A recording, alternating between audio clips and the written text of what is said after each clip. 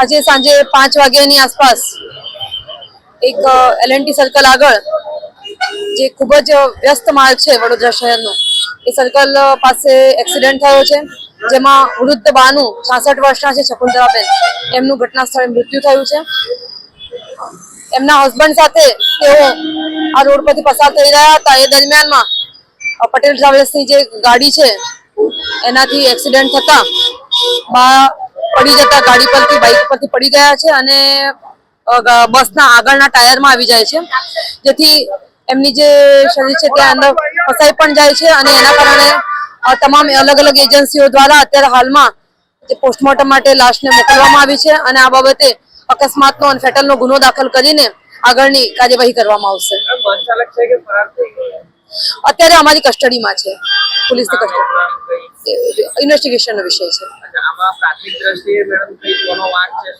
એ અમે ફૂટેજો અહીંયાથી કલેક્ટ કરવાનું ચાલુ કર્યું છે, પરંતુ મૃત્યુ થયું છે એટલા માટે આપણે એક્સિડન્ટનો ગુનો દાખલ કરીને આગળ ઇન્વેસ્ટિગેશનમાં એ કરીશું.